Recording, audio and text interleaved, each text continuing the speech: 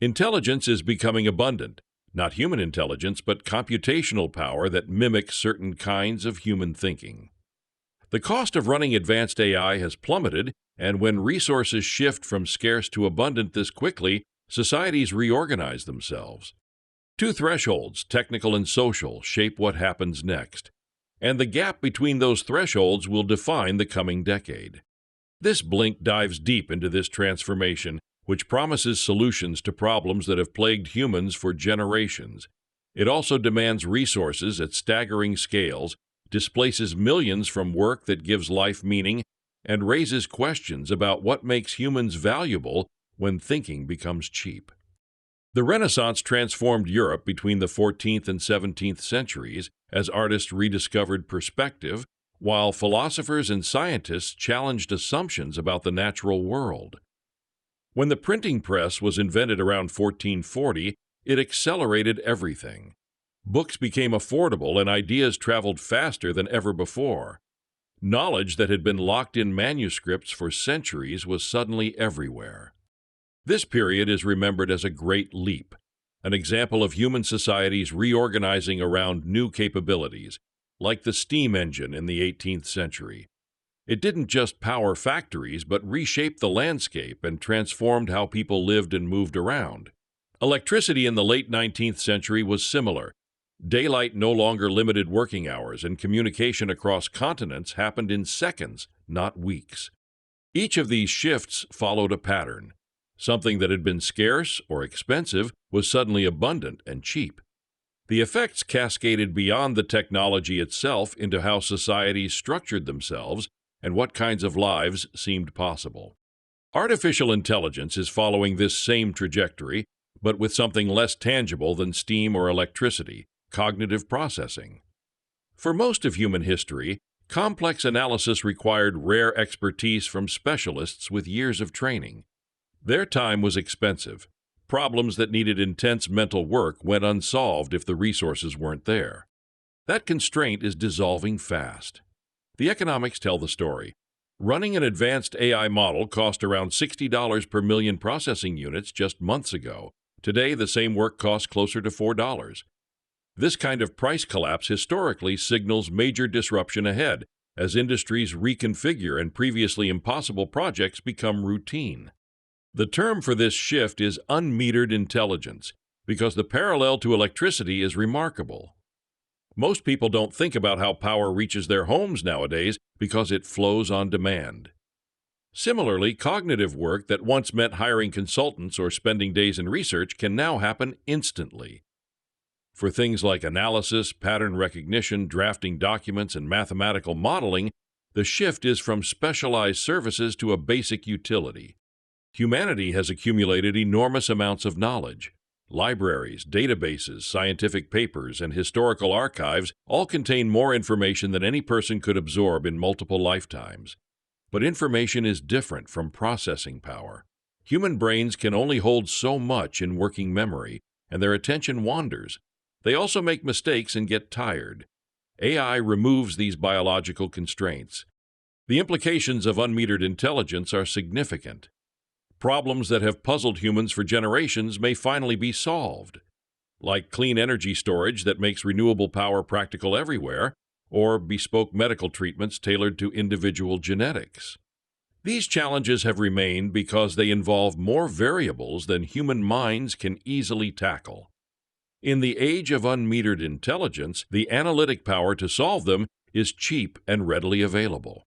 The conversation about artificial intelligence often collapses into a simple binary: will it help or harm? But this framing misses something crucial. The technology itself sits at the intersection of two different kinds of limits, and the gap between them matters more than either one alone. The first limit is technical: what AI can actually do right now and what it will be able to do soon. These capabilities are expanding rapidly. Text-to-image generation appeared just a few years ago. Now systems convert text descriptions into video or three-dimensional models for manufacturing, even into scent profiles for perfume design. But some technical challenges remain unsolved. The alignment problem, for instance, asks how to ensure AI systems behave as intended rather than finding unexpected shortcuts. Teaching a system what not to do turns out to be harder than teaching it what to do. Researchers work on this constantly, testing edge cases and failure modes, but the problem hasn't been fully resolved. The second limit is social. What will societies actually allow AI to do? This involves laws, ethical frameworks, cultural norms, and institutional policies. It asks different questions than the technical ones. It doesn't ask, for instance, if a system can make hiring decisions, but whether it should. It doesn't dispute that AI can diagnose some medical conditions, but under what circumstances? These social limits are applied unevenly around the world. Some communities adopt new technologies quickly, while others resist or lack access entirely. The social limit isn't one threshold, but many, set by different groups with different values and different levels of power. The gap between these two limits creates tension. Technology races ahead while social institutions struggle to keep pace. Laws get written for previous generations of capability. Ethical guidelines address yesterday's concerns. Public understanding lags behind current reality. This gap between what's technically possible and what's socially permitted defines the adoption period for any transformative technology. Where this gap matters most is in who decides. Technical capabilities get developed primarily in corporate research labs and well-funded universities, mostly in wealthy countries. But the effects ripple everywhere. Communities impacted by AI rarely have meaningful input into how those systems get designed or deployed. The ideal would be that societies collectively determine acceptable uses, but collective decision-making requires power that distributes more evenly than it does now. When someone says the societal threshold will determine outcomes, the question becomes, whose society? The adoption gap looks entirely different depending on geography, wealth, and proximity to power. These physical dependencies create bottlenecks that pure software innovation can't overcome. The computational abundance promised by unmetered intelligence rests on material foundations that are quite finite. Every major technological shift extracts a price. The factories powered by steam engines darkened skies with coal smoke. Electrification required damming rivers and stringing wire across landscapes. The question isn't whether transformation costs something, but what specifically gets spent and who pays. The first cost is material. Artificial intelligence infrastructure operates at scales that strain existing resources. Training a single large language model can consume electricity equivalent to what hundreds of homes use in a year. Data centers need constant cooling, which means vast amounts of water, often drawn from regions already facing water stress. The hardware itself requires rare earth minerals extracted under dangerous conditions. A global pattern emerges. The materials needed for AI chips come from the global south, while the energy-intensive computation happens in data centers concentrated in wealthier regions in the north. The benefits flow primarily to corporations and populations with resources to access and implement the technology. Resource extraction in one place funds computational abundance in another. Supply chains also reveal vulnerabilities. Advanced AI chips depend on extreme ultraviolet lithography machines. Currently, one company in the Netherlands manufactures these machines. This single-point dependency means that geopolitical tensions, natural disasters, or manufacturing problems could halt AI development globally. The technology might seem infinitely scalable in theory, but physical bottlenecks limit what actually gets built. Beyond material costs lies something harder to quantify: the costs to identity and meaning. What happens to human self-understanding when work disappears? Interviews with dock workers facing automation revealed that their primary concern wasn't money. It was belonging, tradition, continuity with the past. Work was more than just income for them. It gave structure to days, connection to community, a sense of contributing something that mattered. Job displacement will hit hardest in sectors where tasks can be easily automated, like clerical work, customer service, basic analysis, and routine decision-making. The standard response suggests retraining for creative or technical work, but this assumes everyone has equal access to education, time to retrain, and there will continue to be enough creative work to absorb millions of new employees. The third major cost involves what might be called dehumanization. though the term carries more precision than it sometimes gets. Children and adults alike spend increasing hours with screens rather than with physical environments or each other. Community gathering spaces disappear when face-to-face interaction declines. The observation that humans weren't meant to live this way isn't nostalgic romanticism. It names a genuine loss of embodied presence and direct relationship. Resource intensity, identity displacement, and erosion of embodied community, these costs emerge from choices about what to build and how to deploy it. They aren't inevitable consequences of the technology itself, but results of priorities embedded in development and implementation. The question is whether the abundance of wealth being created justifies what gets spent to create it. The abstract promise of unmetered intelligence becomes concrete when examining specific areas where the technology will reshape how things work. 4 domains stand out as particularly vulnerable to transformation: work, healthcare, education, and finance. Each represents a sector where cognitive labor drives value and where AI can theoretically handle tasks humans currently perform. Work changes fundamentally when cognitive tasks become cheap. Companies no longer compete primarily on how intelligent their teams are, since AI can match or exceed human analytical capacity in many areas. Competition shifts toward judgment, creativity, and relational skills. Evidence for this shift has already appeared. Teenagers publish research that would have required doctoral training a decade ago. Some companies hire directly from high school based on demonstrated capability rather than credentials. The message is clear. What someone studied matters less than how they think and relate to others. Healthcare presents both dramatic possibilities and thorny complications. Personalized medicine could become genuinely accessible rather than limited to wealthy patients at elite institutions.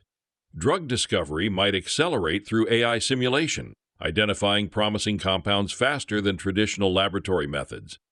Diagnostic tools could reach communities that lack specialists, providing analysis where expertise is scarce. Education might see the most radical transformation. Current systems optimize for standardization, same curriculum, same pace, everyone measured by identical metrics. AI enables genuine personalization, adapting to how each person learns, what captures their interest, where they struggle. Natural language interfaces remove technical literacy as a barrier. Someone who finds traditional technology frustrating can simply talk to an AI system, making the tools accessible to populations that were previously excluded. Finance and daily life see transformation in more mundane ways, though no less significant. Tax preparation, financial planning, navigating bureaucratic systems, tasks that currently require expertise or consume hours, could become simple. This potentially frees time for other pursuits like creative work, community involvement, caring for others, or rest. These 4 domains aren't arbitrary. They reflect where questions get asked most urgently by corporate executives, policymakers, and educators at well-resourced institutions. They represent sectors where cognitive labor currently commands high value and where automation promises significant returns on investment. But they also reveal what doesn't get centered: agriculture and food systems, climate adaptation, biodiversity and ecosystem restoration, preservation of indigenous knowledge. These could be transformed by AI too, but they aren't the domains receiving equivalent attention or investment. The selection reveals priorities: which problems are considered worth solving, which transformations seem valuable enough to pursue. Domain selection shows what matters to those with resources to develop and deploy technology. Work, healthcare, education, and finance are important areas affecting billions of lives, but they're also areas where AI serves industries and institutions in wealthy nations. The domains that might help communities live harmoniously with their environments or preserve knowledge systems receive less focus. Not because they're less important, but because they're less central to the concerns of those funding the technology. After examining promises and costs, technical capabilities, and social limits, the question becomes practical. How should people actually navigate this transformation? 4 principles emerge as guideposts, each addressing a different aspect of life in an age where cognitive work becomes automated. The first principle is simple and literal: go outside. Spend time in physical spaces, in weather, in environments that aren't mediated by screens. This isn't recreational advice, but a recognition of something being lost. As cognitive work moves online and AI handles more analytical tasks, the pull toward constant interface with technology intensifies. Counterbalancing that pull requires deliberate investment in embodied presence. Community spaces, parks, places where people gather without devices, these become infrastructure worth protecting and building. The second principle to remember is be human.